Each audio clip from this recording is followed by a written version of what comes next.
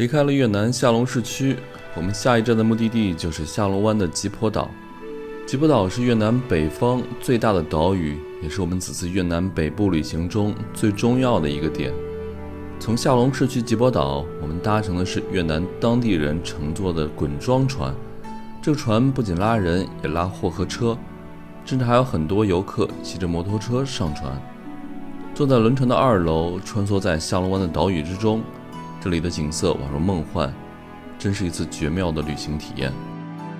下船后，我们搭乘巴士来到了吉婆岛酒店，欣赏完日落，也品尝了越南的当地美食。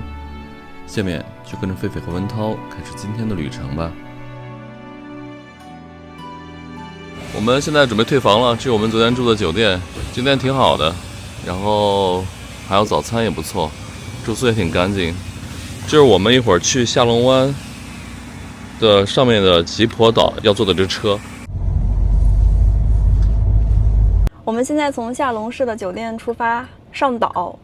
其实呢，下龙湾这里的岛屿非常多啊，大大小小的将近2000个，其中有40个都有人类居住，其他的岛就是荒岛。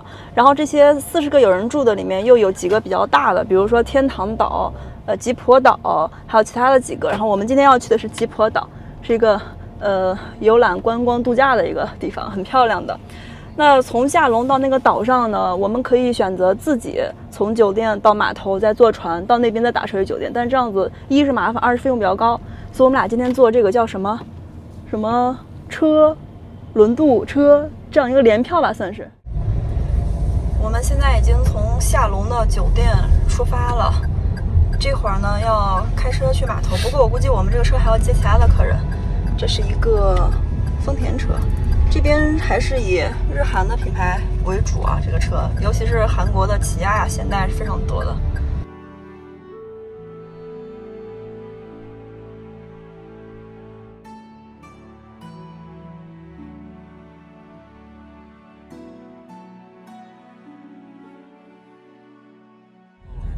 我们马上就要到码头了，现在已经可以看到海上桂林了，太好看了。So we stop here, right? Here. 哦，已经到了。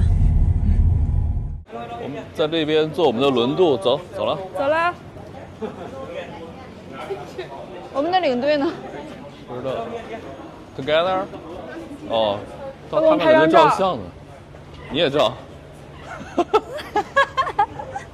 狒狒拿了这个票，是我们9个人。我现在是 leader 了。9个人坐船走了。对。我们9个都是这个司机负责的，然后这个票上给我们已经开好了9个人坐船的54万吨，一共是。对，这是我们的牌儿，就这个。这有英文吗？Sangtu Express， 这是什么？就是特快的。哦。这是他的电话，热线电话。哦。应该是拿这个订那个，大家以后看这个啊，这个就是那个 Bus Ferry Bus 的订票电话，应该。哦。我们9个人也没有写名字啥的，反正就是拿这个票，一共过9个人，不实名就是。走吧。他们都不走。那没事，咱走，反正咱有票。反正咱有票，咱4个人拿个9人的票先走。放这儿。过这个。哇，太美了吧！我们现在在码头这里就可以看到海上桂林了。今天天气真好，前2天一直下雨，我都怕过来之后跟那年一样，我们上次来下龙湾的时候就啥也没看着。这个就是下龙湾这边的码头，下龙市的码头，坐船去下龙湾那边，就是卖票处，就在这边。这边呢就是从这个港，这叫团州港、团州码头去吉婆岛的轮渡的时间有7点半，还有9点、11点半，然后返回来的是9点、11点。还有一些价格。我和狒狒现在在下龙湾，这个叫什么团州还是途州？码头在这边等船，然后这边好多西方的他们啊都骑着摩托车过来的，摩托车是可以上船的，这算一个滚装船对吧？应该是吧？你看他们其实岛上也可以租摩托车，他们这摩托车好多人就是，比如说他们从胡志明买一辆，然后一路向北，骑过来。对，或者是就是怎么在当地买的一个2手的，就这样子，所以他们会一直带着自己的交通工具。对，现在准备上船了。这是我们的团长拿着我们的9个人的票，我们在这儿等等我们的团员。他们不行，有5个团员不听话，无组织无纪律，不跟着我们。我们先走吧，反正我们有票。等一下吧。这边检票检9个人，还是等等他们吧。检票过来了，我们现在就准备去坐船。哇，这个要起飞了吗？对呀。天哪，这是人工起飞的吗？不知道。那看起来好酷啊。对。应该是在这个网站可以订的。C Plus 海上飞机。哦。这个好酷啊。对哦，超酷。哇，我们的滚装船就这个了。你看，他们都骑摩托车上去。有那个汽车也可以过海。对呀。要坐车也可以过海。挺酷的啊。这船看着真是敞亮，南北通透。对。自由行的亚洲就我们2个人，剩下全是欧美那边的。是啊。人在国外自由行就这样子。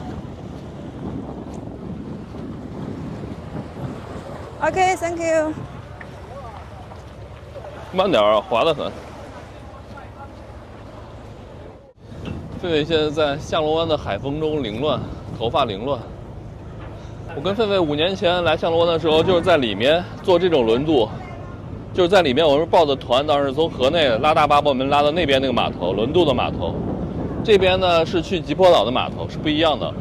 对，这个就更像本地人坐的摆渡船。对，它那个一些交通工具，对，都可以拉过去。然后那种就是正儿八经的游船，那个里面是有洗手间，有餐厅，对，然后里面可以带一顿午饭这样子的。是的，报的1日游啊。对对对。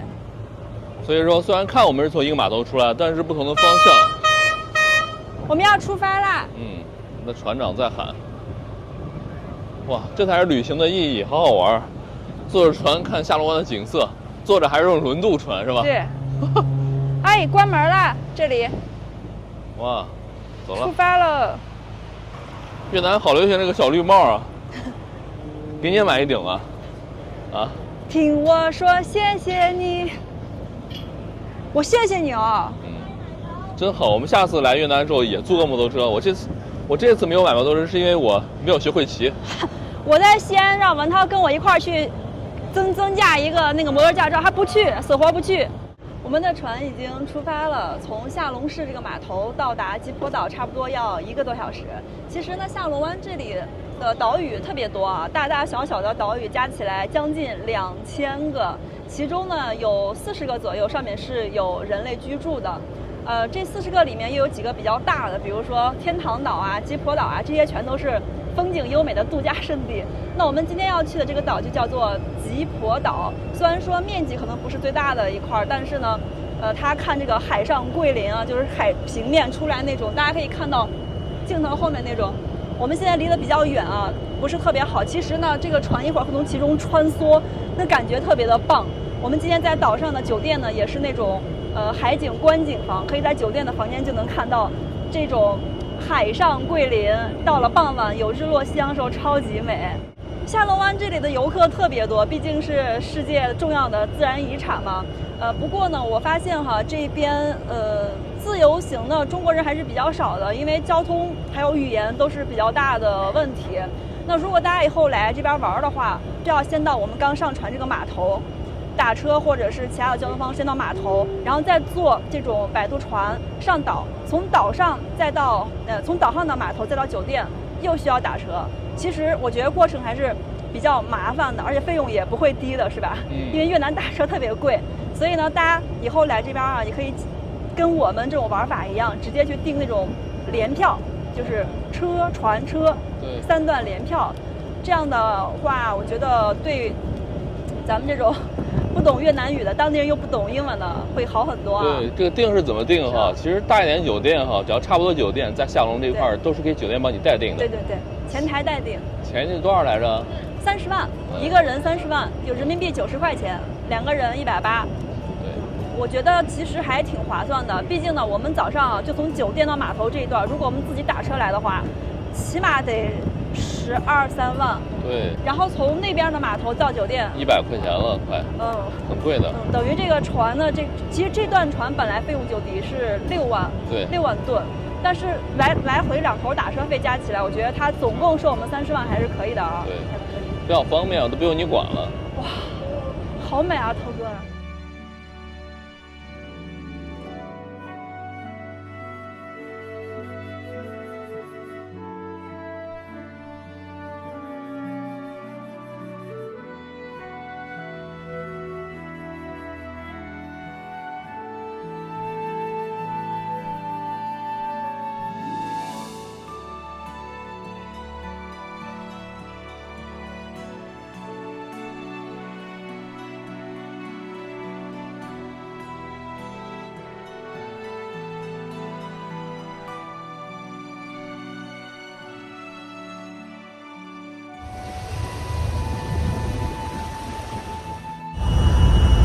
我们现在就离开下龙市了，下龙市就我们眼前那座城市，慢慢的穿梭到了下龙湾各种岛屿之间，然后这就是我们的轮渡。前面我们要去的就是吉坡岛，它挺远的，这里面有各种各样的船都在下龙湾里面穿梭啊，能看到的，有小船，有那种船速，还有各种轮渡，哇，船真的超多。其实呢，刚才在码头上看完海上桂林已经足够的惊艳了。这会儿呢，当船行驶在其间啊，穿行在其中的时候，才有那种就什么都说出来，只想说哇那种感觉，是吧，涛哥？我看上面的那些西方人都已经看呆了，因为这种景观啊，基本上只有咱们一个是广西桂林，一个就是越南下龙湾。这种喀斯特地貌差不多就这块是最集中、最漂亮的，他们那边是没有的。那桂林呢，就是陆地上的喀斯特。下龙湾这块就海上喀斯特，海上桂林啊，超美。其实我们刚才过来的时候，过了很多那个小岛，有的岛的面积特别小。其实，在咱们比如说像辽宁大连那边人，可能会把那个叫坨子，就一点点，而岛上也没有什么人啊。不过呢，这边我看还有一种船，好像在那边在人工造那种小岛，不知道他们是做工业用还是以后做旅游用。对，这种船呢，就是有的是一日游的，有的是船宿，大家可以在船上住宿那种的。你看，像那个远处那个哈，有玻璃那个，有窗户那个，那就是船宿，可以过夜的。哎，那你这么说的话，我觉得这周边的那几个人工的小岛，有可能是那种做那种中转的。哦，有可能是。对。就建一个那种大的浮起来的平台。是的。这就是那种过夜船，文涛说的，一个人要2000块钱，有客房。对对。最顶层上面是餐厅，还有咖啡厅。阳台。带这个空调外机，这都是客房。你看，那就是一个比较大的岛。哦。是吧？就你说的什么天堂岛啊，各种岛啊。没有，天堂岛很大的，这是个小岛。对，估计是厕所、休息站什么的。对呀。还有大巴车呢。这个小岛真的非常像海上服务区。对，海上服务区。我还以为我们到了，我刚看到有码头，那我们还要再往，我天！再往前开。这边这个水道看不到头哎，一直往里开。哇，我和贝贝还以为这个岛不是我们要停的岛，结果还真的是。因为我看它是一个小岛，对，但是听说后面很大哦。对，它是连着的。哎呀妈，这有点恐高。哇，这个太陡了。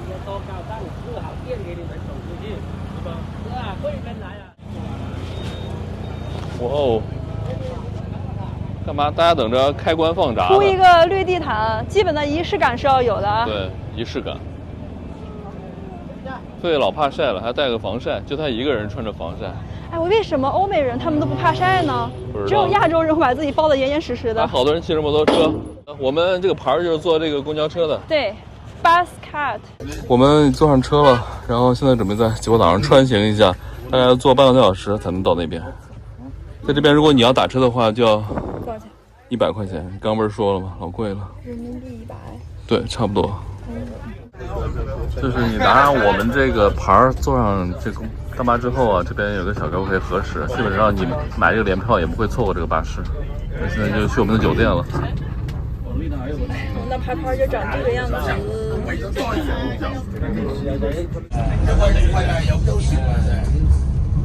给大家看一下我们现在在哪儿。早上我们从下龙市出发的，这个就是吉坡岛啊，吉坡国家森林公园。我们现在的位置是吉普岛轮渡码头，就这个 ferry to 这个地方。刚才呢，我只是在这个海上的船上看到了这么一点点。我这么小一个岛啊，肯定不会是我们要去的目的地。但是呢，你看这个岛，这只是一点点尖尖的位置啊。它其实超级大，这么大一片面积呢。所以我们现在要坐这个大巴。你看岛上有一条主干道，一条路，我们要沿着这条路去找我们的酒店。这个岛很大，而且交通不是很方便，所以你看打车肯定是很贵的。我们住的好像在这一片吧？是最下面对，在这个位置，这个角角，这个湾，对，吉普岛湾。坐大巴去酒店的路上，这个岛感觉虽然说是旅游胜地啊，但是它这边这个路啊，还有一些基础设施，感觉没有特别的好。在这个地方有这基础设施已经不错了，因为它毕竟是个岛。说的也是，而且它翻山，我们现在走着盘山路，看着还有点那啥啊。明天坚决不能跟文涛去爬山。这个岛里面真的好大呀，主干道两侧都是岛上的原住民。我觉得明天我们可以骑自行车啊，涛哥。没有看到租的，找着当地人家里借一辆自行车。我们在公交车上已经坐了30多分钟了，转了一个弯就可以看到下龙湾了。现在开始下坡了，盘山路开始下。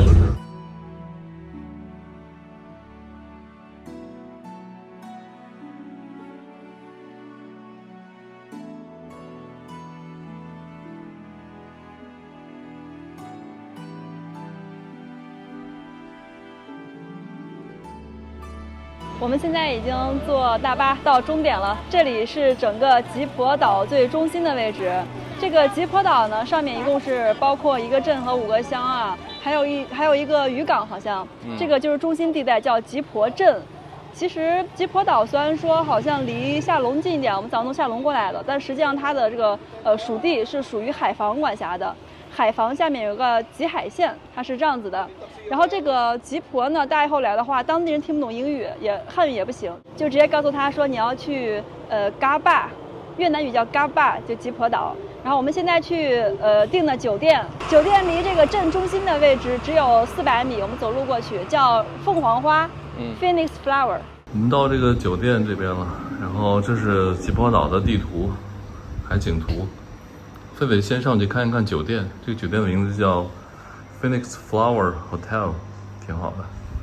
老板都特别的实在，先帮我们订的车票，我们再过来的。他也不怕我们坐车到这儿之后就跑了，因为车票是他们帮我们付的。当当当当，这里就是我们在吉普岛上订的酒店。乍一进来好像平平无奇哈，然后它1楼和楼梯其实是有一点点陈旧，那其实还可以。不过呢，我们来推开窗，看看外面，见证奇迹的时刻。哇！用风吹过来，这是正儿八经的下龙湾海景房啊！而且这个叫全海景房，因为它有个侧海景房。对，我们这个房间是在7楼，他们总共是8楼，我们这个就景观位置算很好的。对，我们这个价格是定下来200块钱。是。他们还有一种叫侧海景房，可能就是比如说窗户开在侧边，而且很小的那种，150。其实我觉得50块肯定订这种哦。这个是不是还可以出去啊？因为旁边是这个阳台。哦，这阳台。对。吉普岛准备玩2到3天，这个小海岛不能叫小海岛，吉普岛是越南北部最大的、面积大的一片海岛了。对，大海岛度假之旅开始了。狒狒坐在我们的阳台上看海景呢，我们这是海景房啊，可以看到整个下龙湾的胜景。可惜啊，今天中午天气还不错，到下午这会儿全是乌云。我本来想看日落的，这个地方看夕阳特别美，因为正好从那个位置日落，可以看到那个山后面还是能看到一点点那种红色的云啊，晚霞，一点点。哎，今天这个天气不太好，不过我们明天续住了1天，希望明天能看到日落啊。但这边景色还是很美啊，看整个下龙湾，哇，这边的山水太漂亮了。主要是我觉得在这边住海景房好便宜啊，性价比挺高的。像这种景观在三亚呀，可能得上千了吧？对，这种1线的大平台的海景房还是挺贵的。天慢慢黑了，我和狒狒好饿，咱出去找点吃的吧。行，你看一下这边，我今天白天的时候往过看了一下，那儿好像有一整排那种大排档，有海鲜，然后那边也有几家，你看能看着不？嗯，能看到。都在咱们楼下这一片了。但现在哈，下龙湾这块旅游还算一个淡季的。嗯，因为往年都是11月之前哈人还比较多，11月之后就人慢慢少起来了。对，我们上次在下龙的时候，那个老板就说了，整个越南北部的旅游旺季算是已经过去了。可能像河内啊，还有下龙那边，包括那个什么海防啊，就这一片儿，12月中旬再往后，气温会跌到10多度。这2天还好，我看下周就要降温了。对，所以很多游客都在往南越那边去了。So with this tour, they will all pick you up from here. At 8, they pick you up here, then bring you to the harbor right here, and then go to see fishing village. 在下龙湾这块都有中文餐厅啊，小香中型什么餐厅。这里也有一个中国餐厅，中国餐馆。哇，那这个中国餐这么多的吗？吉婆特色生猛海鲜。我在国外哈，我看到这个中文我就不敢买了，感觉这个好贵的样子。本店是吉婆岛唯一一家中国人的酒店，可支持越南盾、人民币、微信支付。对，另外留了一个136开头的手机号码。这边还有一个大巴，从吉婆到海防的。哇，这大巴厉害了。从哪儿到哪儿？吉婆岛到海防。哦，它怎么过海呢？就坐那个船。哦，那个船是有收费的，就对于各种车是有收费的。我翻译了一下那个价格单，它是一个人的话是6万，然后带摩托车是8万，卡车是30万。这怎么全是那항？那항什么意思？餐馆。是吧？那항就是咱们每天早上去酒店吃自助餐嘛，上去抽那个箭头那항，餐厅的意思。哦，餐厅的意思。对。我狒狒点了个餐，然后狒狒要的是个什么餐？炒面，牛肉炒面，然后还有一些菜什么的。我要的是一个这边越南的一个特色美食，叫邦恰，就是把粉儿和这个猪肉什么的混在一起吃。我具体我也不知道怎么吃，一会儿可以问一下怎么吃。这个特别有名，我说这个邦恰特别有名，就是猪肉跟粉儿混在一起吃。你问一下那个帅哥怎么吃？对，你可以问问他。这个是炒面。对。他说是面，我怎么感觉像那个粉儿呢？粉儿和粉炒的。啊，炒粉儿，对。他们那儿粉儿和面就统一都是 noodles， 味道怎么样？还不错。我可以问一下帅哥。里面菜挺多，肉也挺多。这个是多少钱来着？OK，Thank you。Thank you。辣椒酱。这个是8万。8万。24。这个呢？一样的，好像。也是8万。8万。哦，24。我们两个这餐50块钱，还行，肉比较多，都是货真价实的。我这里面可以给大家看一下，这就是猪肉，然后这个还有粉儿，我不知道粉儿怎么吃。还有这旁边就是薄荷，乱七八糟的香菜，不是说 no coriander 吗？怎么还有 coriander？ How to eat this? How to take this? You put one in here and some basil in here and should eat. Yeah. Mix together. Yeah, mix. We put the noodle here. Yeah. Okay. A little. Okay. Thank you. 就是把这个粉儿还有菜都放到碗里头，每次放一点就行。对。就这个感觉像一个配菜或者说蘸料的那种性质。对，像我们那儿的什么浆水面，有点像吗？都是户县摆汤面。对，有点像这种感觉。蘸水面，杨凌蘸水面。蘸水面。我好想尝尝你那个。可以啊，吃吗？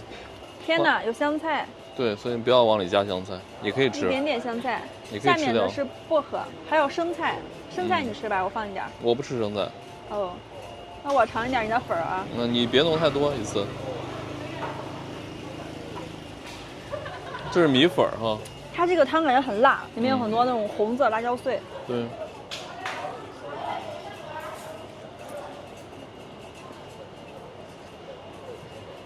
哇，我只能说这个味道好越南啊！好越南是什么意思？好多薄荷，还有 lemon。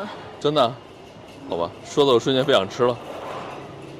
没有很多，但能尝出来。哦。我觉得挺好吃的，我吃个肉啊。吃，猪肉哈。这个特别有名，在越南这边，是一个算是他们当地的一个招牌菜。我听过很多次，但没有吃过。肉也不错，但这个肉也是用炸的，用那个薄荷腌过的，哦，所以它吃起来不腻，但你不一定接受那个味道。我觉得还可以。我费现在在吉坡岛旁边的海滩边上，这条街就是这边的一个主干道了。吉坡镇的中心，镇中心，我们今天那个大巴就把我们送到这个位置了。对。然后今天下午我们整个就没有出门，在酒店的房间里歇一歇。对，就是很休闲的看了一下午的下龙湾。这边好多人就在骑着摩托车或者租摩托车在这边去玩，因为吉坡岛是可以做一个环岛的旅行的，还挺好的。很多这边欧美的人他们做一个环岛的旅行，像我和狒狒呢，我俩的摩托车技术不太好，所以就不租了。不是不太好，我俩压根儿不会骑。但是那个老板说，如果你们会骑电瓶车，对，就会骑。他那个摩托车有的是不带离合和档位的，就是有一个油门手一转就可以走。对。我费吃完饭准备逛回去，发现这边的餐厅超多，我们后悔吃早了哈。主要是那个有一个那个小哥哥坐在街边在吃那个牛肉炒面，对，太香了。我从那儿过的时候那个味儿我没绷住，所以我俩在那家又吃了之后往后面走，这边吃的贼多，而且各种各样的，还有印度餐厅、韩国餐厅，还有那种炸鸡汉堡，对，到处都有。狒狒买了点水果也没买到合适的。我本来想买那个砂糖橘呢，但是它好像都有点流水了，不太好了。这个岛上水果也不便宜，像那个火龙果1公斤是65K，65K 差不多就是20人民币，1斤10块，对，不便宜，说实话。